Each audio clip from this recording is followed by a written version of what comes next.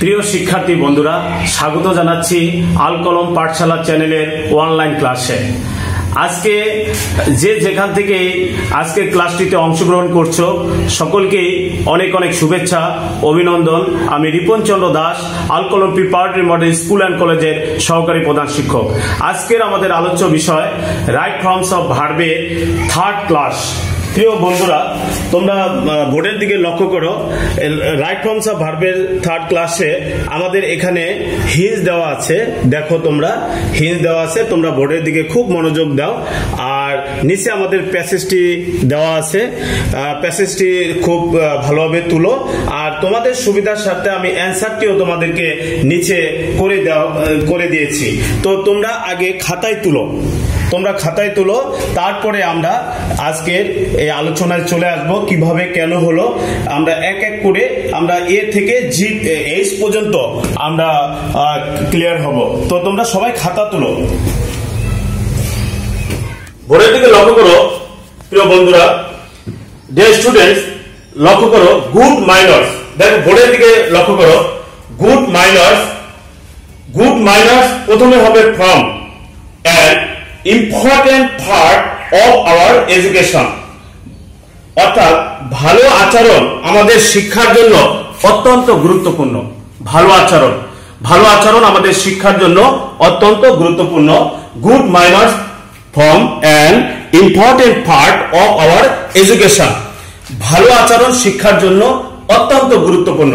এখন কোশ্চেন হলো, dear students, এখানে এতে ফর্মটা কেন বসলো? তোমরা খুব মনোযোগ দাও, বোর্ডের দিকে লক্ষ্য করো। দেখো এখানে গঠন করে বোঝাতে ইংরেজিতে ফর্মটা ব্যবহার করা হয়েছে।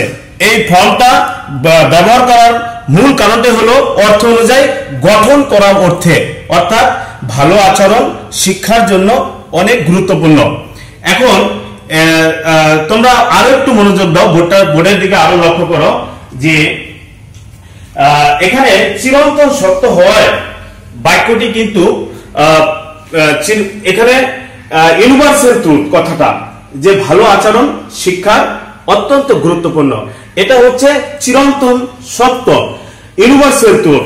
আরো একটু মনোযোগ দাও তোমরা বোর্ডের দিকে, যে এই বাক্যটি প্রেজেন্ট ইনডিফিনিট টেন্স। এই বাক্যটি হচ্ছে প্রেজেন্ট ইনডিফিনিট টেন্স, যে good minors form an important part of our education, এটা হচ্ছে প্রেজেন্ট ইনডিফিনিট টেন্স। এখন আরো একটু বোর্ডের দিকে সেন্টেন্সের দিকে খুব মনোযোগ দাও তোমরা, যে এখানে গুড মাইনার্স বহুবচন, এখানে গুড মাইনার্সটা হচ্ছে বহুবচন। দেখো এই যে সাবজেক্টটার দিকে আমরা লক্ষ্য করি বন্ধুরা, গুড মাইনার্স এটা হচ্ছে বহুবচন। এই বহুবচন থাকার কারণে এখানে কিন্তু ভার্বের বেস ফর্মটা বসে গেছে। এখানে আর কোনো পরিবর্তন আমরা চিন্তা করতে পারছি না, সেই জন্য প্রথমটাই আমাদের ফর্মটা বসবে। তাহলে বুঝতে পারছো বন্ধুরা কেন ফর্মটা এখানে আমরা বসাইলাম, যে আমরা কি জন্য বসাইলাম? এটা প্রেজেন্ট ইনডিফিনিট টেন্স, আর গুড মাইনার্সটা হলো বহুবচন, আর অর্থ গঠন করা অর্থে এখানে ফর্ম ব্যবহার করা হয়েছে। ক্লিয়ার বন্ধুরা? এই নাম্বারটি এই পর্যায়ে আমরা বি নাম্বারের দিকে আমরা লক্ষ্য করব। বোর্ডের দিকে লক্ষ্য করো খুব মনোযোগ দিয়ে। আওয়ার এডুকেশন, বি নাম্বার হবে রিমেইনস হতে পারে বা উইল রিমেইন, দুটোই হতে পারে। তো remains, will remain incomplete if we do not. C number হবে অ্যাটেন অথবা লার্ন, অ্যাটেন অথবা learn. Good manners in our behaviour with others, মানে যদি আমরা ভালো আচরণ অর্জন করতে না পারি তাহলে আমাদের শিক্ষা অসমাপ্ত থেকে যাবে। প্রিয় বন্ধুরা, ভালো আচরণ শিক্ষার কিন্তু একটা গুরুত্বপূর্ণ অংশ। ভালো আচরণ যদি আমরা না করতে পারি তাহলে শিক্ষাটা কিন্তু একটা অসমাপ্ত থেকে যাবে। কারণ শিক্ষার অপর নাম জ্ঞান অর্জন করা, শিক্ষার অপর নাম আচরণ, নৈতিকতা, আদর্শ ধরে রাখার জন্য আমরা শিক্ষা অর্জন করি। এইগুলো যদি আমাদের না থাকে, মোরালিটিস যদি আমাদের ভিতরে না থাকে, তাহলে তো সে শিক্ষার কোনো দাম থাকলো না। তাহলে ভালো আচরণ কিন্তু শিক্ষার একটা মূল চাবিকাঠি। এখন বি নাম্বার সলিউশনে আসি। কেন হলো যে আমাদের রিমেন্স অথবা রিমেন কেন হলো। এখন এখানে থাকে বোঝাতে এখানে রিমেন কিন্তু হবে, থাকে বোঝাতে এখানে বক্স থেকে আমরা রিমেনকে থাকে বোঝাতে কিন্তু আমরা নিতে পারি, রিমেন থাকে বোঝানোর ক্ষেত্রে। এখন আরো একটু খুব মনোযোগ দাও সেন্টেন্সের দিকে, বোর্ডের দিকে তোমরা খুব মনোযোগ দাও এখানে, যে আমরা যদি সদাচরণ অর্জন করতে না পারি তাহলে কিন্তু আমাদের শিক্ষা অসমাপ্তই কিন্তু থেকে যাবে। তাহলে রিমেন বাক্যটি চিরন্তন সত্য হয় প্রেজেন্ট ইনডিফিনিট টেন্স। তো এখানে দেখো, লক্ষ্য করে দেখো প্রিয় বন্ধুরা, যে বি নাম্বারে আওয়ার এডুকেশন সাবজেক্টটার দিকে আমরা লক্ষ্য করি, যে আওয়ার এডুকেশন আমরা remains, hour education remains incomplete. লক্ষ্য করো, তাহলে এখানে খুব মনোযোগ দাও, এই সেন্টেন্সটি হচ্ছে প্রেজেন্ট ইনডিফিনিট টেন্স।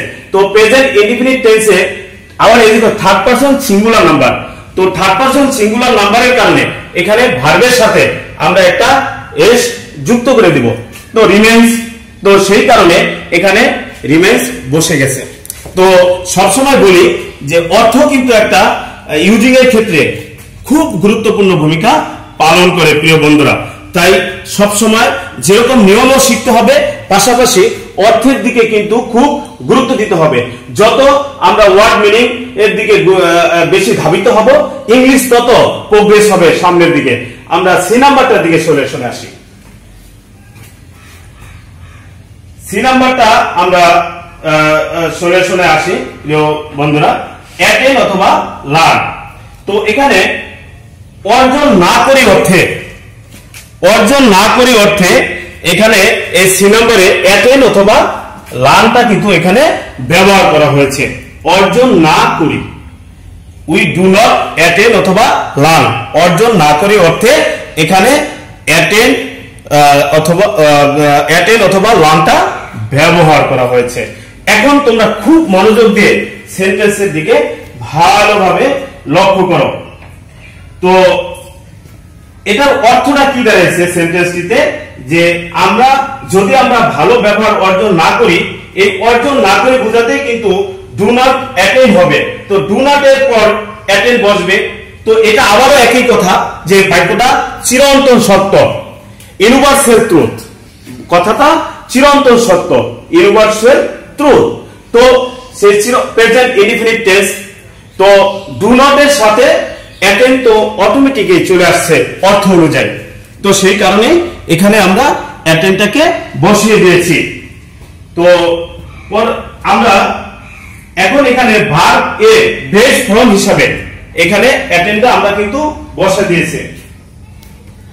সবসময় একটা কথা মনে রাখবা প্রিয় শিক্ষার্থী বন্ধুরা, যে ডু নট এর পরে এই যে দেখো, ডু নট এর পরে সব সময়ের জন্য ভার্বে বেস ফর্মটা বসবে, যে ডু নট এর পরে ভার্বে বেস ফর্মটা বসবে। সেই আমরা সেখানে এস বা ইয়েস যুক্ত না করে, কারণ এখানে ডু নট আছে। হ্যাঁ, প্রেজেন্ট ইনডিফিনিট টেন্সে এখন এখানে ডু নট আছে। তো ডু নট থাকলে নিয়ম অনুযায়ী, ভার্বের সঠিক ব্যবহারের নিয়ম অনুযায়ী যে ভার্বের বেস ফর্ম অর্থাৎ ভার্ব ওয়ান প্রেজেন্ট ফর্মটা এখানে বসবে। সেই জন্য আমরা এখানে এস বা ইয়েস আর যুক্ত করিনি, শুধু অ্যাটেনটাকে বসিয়ে দিয়েছি।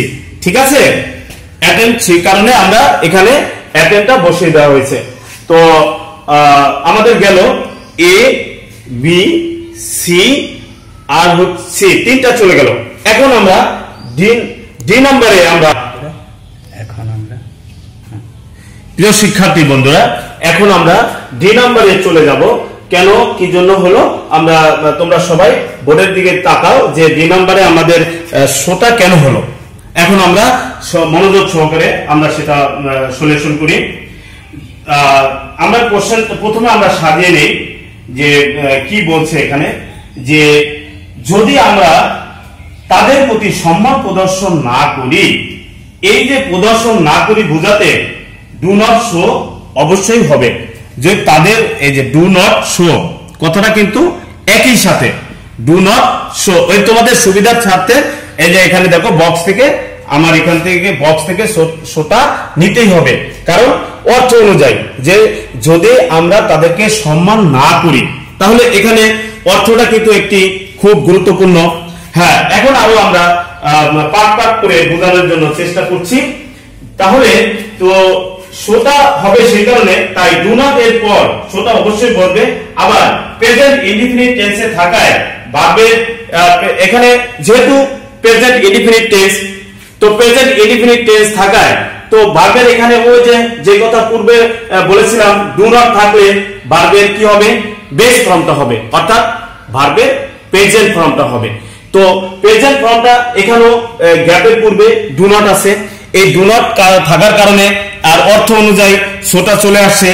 আর যেহেতু পূর্বে ডু নট আছে তাহলে আমরা অবশ্যই বুঝতে পারবো যে এটা ভার্বের বেস ফর্ম, অর্থাৎ অর্থ অনুযায়ী যেরকম শোটা ব্যবহার হয়েছে এখানে নিয়মও সেখানে আসবে। তাহলে ক্লিয়ার বন্ধুরা, আমরা ডি নাম্বারটাও আমরা চেষ্টা করলাম। আবার আমরা এখন পরবর্তী সেন্টেন্সের দিকে চলে যাব, অর্থাৎ ই সেন্টেন্সের দিকে। দে উইল নট, তোমরা খুব মনোযোগ দাও সেন্টেন্সের দিকে। দে উইল নট ই নাম্বারে রেসপেক্ট, ই নাম্বারে বলবে হলো রেসপেক্ট। তো দে উইল নট রেসপেক্ট, ই নাম্বারে কি হবে, রেসপেক্ট আস, তাই না? তাহলে দে উইল নট রেসপেক্ট আস অর্থাৎটা কি দাঁড়ালো, যে ভালো রেসপেক্ট কি সম্মান, তাই না? তাহলে অন্যদিকে আমরা যদি কাউকে সম্মান না দিই, আমরা যদি কাউকে সম্মান না দিই তাহলে কেউ কিন্তু আমাকেও সম্মান দিবে না। আজকে আমি যদি তোমাকে সম্মান করি তুমিও আমাকে সম্মান করবা, আর তোমাকে যদি আমি সম্মান না দিতে পারি তাহলে তুমিও কিন্তু আমাকে সম্মান করবে না। তাহলে এখানে সম্মানের কথা, রেসপেক্ট সম্মানের কথাটা কিন্তু এখানে চলে আসছে। এখন কেন আমরা এখানে রেসপেক্টটা ব্যবহার করলাম, অর্থাৎ তারা আমাদেরকে সম্মান করবে না, এই যে সম্মান করবে না বোঝাতে এখানে উইল নট রেসপেক্ট হবে, উইল নট রেসপেক্ট। দেখছো এখানে এই যে উইল নট রেসপেক্টটা একসাথে, যে তারা সম্মান করবে না অর্থে উইল নট রেসপেক্ট বুঝাচ্ছে, যে আজকে আমি যদি সম্মান করি তাহলে তারা সম্মান অবশ্যই করবে, আর যদি আমি সম্মান করতে না পারি তাহলে তারাও সম্মান করবে না। তাহলে উইল নট রেসপেক্ট অর্থাৎ সম্মান না করার অর্থে এখানে রেসপেক্টটা একই সাথে চলে আসবে। এখন কোশ্চেন হলো গেল সেখানে আমরা রেসপেক্টে, ঠিক একই ভাবে লক্ষ্য করো ডিয়ার স্টুডেন্টস, যে সেন্টেন্সটিতে এমন ভাবে আছে যে will not us, they will not us. হ্যাঁ, এখন বোর্ডের দিকে খুব মনোযোগ দাও, যে এখানে প্রেজেন্ট ইনডিফিনিট টেন্স হয়, এখন ফিউচার ইনডিফিনিট, যেহেতু এখানে উইল আছে ফিউচার ইনডিফিনিট টেন্স, তো ফিউচার ইনডিফিনিট টেন্সে এটা নেগেটিভ ফর্ম। ফিউচার ইনডিফিনিট টেন্সে যেহেতু এখানে উইল আছে তাহলে অবশ্যই এটা বুঝতে হবে যে এটা ফিউচার ইনডিফিনিট টেন্স। তাহলে ফিউচার ইনডিফিনিট টেন্সে এই যে উইল নট, এটা নেগেটিভ ফর্ম, তো নেগেটিভ ফর্মে এখানেও ভার্বের সবসময় বেস ফর্মটা বসে, তো ভার্বের বেস ফর্মটা এখানে অবশ্যই বসবে। ডিয়ার স্টুডেন্টস, তাহলে আমাদের এ বি সি ডি আমাদের কমপ্লিট হয়ে গেল, ই নাম্বারও আমাদের শেষ হয়ে গেছে, এখন আমাদের 8 নাম্বারে। ডিয়ার স্টুডেন্টস, আমরা 8 নাম্বারে আমরা সলিউশন করব, তোমরা খুব বোর্ডের দিকে মনোযোগ দাও। 8 নাম্বারটা দেখো, 8 নাম্বারে গুড মাইনাস 8 নাম্বার হবে কস্ট, গুড মাইনাস কস্ট আস নাথিং, কস্ট আস নাথিং। তাহলে এখানে আমাদের ভালো আচরণের জন্য কি লাগে না, পয়সা লাগে না, ভালো আচরণের জন্য পয়সা লাগে না। তাহলে এখানে আমাদের গুড মাইনাস 8 নাম্বার হবে কস্ট নাথিং, অর্থাৎ ভালো আচরণের জন্য আমাদের পয়সার প্রয়োজন নেই। ভালো আচরণের জন্য আমাদের পয়সার প্রয়োজন নেই। এখন আমরা সলিউশনে আসি কিভাবে আমরা এটা করব। তাহলে কস্ট কেন হলো এখানে? কারণ খরচ লাগে না, টাকা লাগে না, খরচ লাগে না, এটা বোঝাতেই কিন্তু এখানে কস্টটা আমরা ব্যবহার করেছি এক নম্বরে, যে ভালো মানে খরচ লাগে না, কি গুড মাইনার ভালো আচরণের নাথিং, অর্থাৎ এখানে কস্ট বসে যাবে যে ভালো আচরণ করতে আমাদের টাকার প্রয়োজন নেই। এখন কস্টটা আমরা কেন বসবো, বোর্ডের দিকে তাকাও, খুব মনোযোগ দাও, কেন আমাদের কস্টটা ব্যবহার করা হলো। এখানে দেখা যায় যে গুড মাইনার্স, এখানে এটা একটা ট্রান্সিটিভ ভার্বের কস্ট বসবে, কারণ এটাও প্রেজেন্ট ইনডিফিনিট টেন্স, এটাও যে present indefinite tense. Good minors এটাও এই সেন্টেন্সটিও প্রেজেন্ট ইনডিফিনিট টেন্স, সেখানে এটাও বহুবচন। তো বহুবচনে সবসময় ভার্বের বেস ফর্মটাই বসে, কারণ এটাও প্রেজেন্ট ইনডিফিনিট টেন্স বহুবচন। আর বহুবচনের ক্ষেত্রে সব সময়ের জন্য ভার্বের বেস ফর্মটা বসে, তার জন্য এখানে আর আমাদের কস্টের সাথে এস বা ইয়ে যোগ করার কোনো প্রশ্নই ওঠে না। তো সেই জন্য আমরা এখানে অর্থ অনুযায়ী আমরা কস্টকে নিয়ে আসলাম। আর এখন আমরা অবশ্যই বুঝতে পারলাম বন্ধুরা যে কস্ট কেন হবে। তাহলে একটা সেন্টেন্সের সাথে সাথে অর্থটা কিন্তু যেরকম একটি গুরুত্বপূর্ণ ভূমিকা পালন করে, তার পাশাপাশি নিয়মটাও কিন্তু একটা খুবই গুরুত্বপূর্ণ ভূমিকা পালন করে। এই পর্যায়ে আমাদের পরবর্তী সলিউশনের দিকে যাই। আমাদের জি নাম্বার,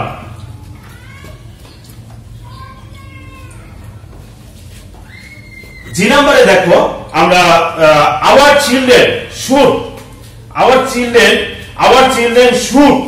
জি নাম্বারে হবে যে লার্ন অথবা অ্যাটেন্ড, জি নাম্বার হবে লার্ন অথবা attend. Good manners from the very, H নাম্বারে হবে বিগিনিং, একসাথে আমি অ্যানসারটা করে যাই, বিগিনিং অফ দেয়ার লাইফ, জীবনে একেবারে শুরু থেকেই আমাদের শিশুদের ভালো আচরণ শিক্ষা করা উচিত, কারণ আমাদের প্রত্যেকেরই উচিত জীবনের শুরু থেকেই শিশুদের ভালো আচরণ শেখানো উচিত। কারণ শিক্ষার্থী বন্ধুরা, তাহলে আমরা এখানে জি নাম্বার এবং এইচ নাম্বার দুটোই আমরা শেষ করলাম। অর্থটা আমরা দেখলাম কি, যে জীবনের শুরু থেকেই আমাদের ভালো আচরণ শেখা অবশ্যই উচিত এবং কর্তব্য, এটা শিক্ষার একটা গুরুত্বপূর্ণ অংশ। কারণ শিশুরা যদি ছোট থেকেই ভালো আচরণ শিখে, আস্তে আস্তে আস্তে আস্তে এই শিশু একদিন অনেক মোরালিটিসের যে জায়গাটা তারা সর্ব জায়গায় ভালো করবে। তো এখন আমরা সলিউশনে আসি। জি নাম্বারে আমাদের এখানে লার্ন অথবা অ্যাটেন্ড কেন হলো, জি নাম্বারে বোর্ডের দিকে খুব মনোযোগ দাও। আমাদের শিশুদের ভালো আচরণ শেখা উচিত, এই যে শেখা উচিত, শেখা, সেই জন্য এখানে লার্নটা। তো এখানে দেখো যে মডার্ন অক্সিলারি, এখানে দেখো শুড, এই যে কথাটা শুড যে আছে, এটা হচ্ছে মডার্ন অক্সিলারি। স্টুডেন্ট সবসময় মনে রাখবা, রাইট ফর্মস অফ ভার্বে মডার্ন অক্সিলারি ভার্ব যদি থাকে গ্যাপের পূর্বে, তাহলে সব সময় ভার্বের বেস ফর্মটাই বসে, অর্থাৎ ভার্ব 1। তো মডার্ন অক্সিলারি ভার্বগুলো কি কি? Shall, should, can, could, may, might, will, would, must, ought to, is to, dare, need, 13টি। 4, 8, 12, 13, এই 13টি হচ্ছে মডার্ন অক্সিলারি ভার্ব।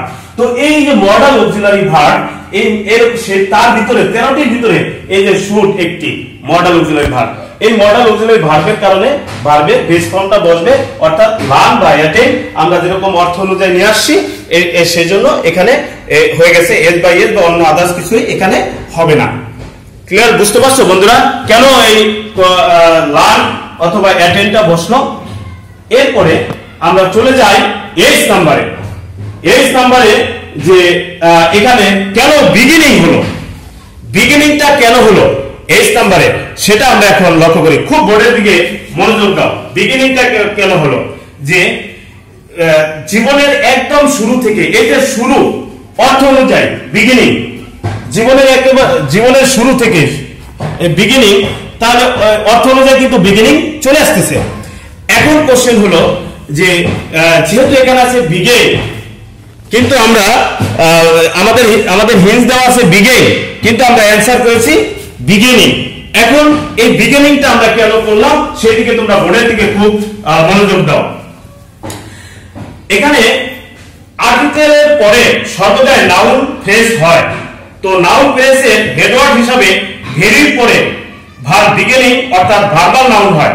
তো এখানে যেহেতু আর্টিকেলের পরে নাউন ফ্রেজটা হয়, তো এখানে দেখা যায় যে এই ভার্বাল নাউন ফ্রেজের কারণে আমরা এখানে বিগিনিংটা করে নিয়েছি। ভার্বাল নাউন বিগিনিং অর্থাৎ বিগিনকে যদি আমরা নাউন ফ্রেজ করি, ভার্বাল নাউনে যদি আমরা নিয়ে আসি, তাহলে আমরা বিগিনিংটা আমাদের হয়ে যায়। অর্থাৎ নাউন যখনই আমরা করব তখনই কিন্তু এই বিগেন থেকে বিগিনিং এ চলে আসে। আরো একটু আমি তোমাদেরকে পরিষ্কার করে বুঝিয়ে দিচ্ছি যে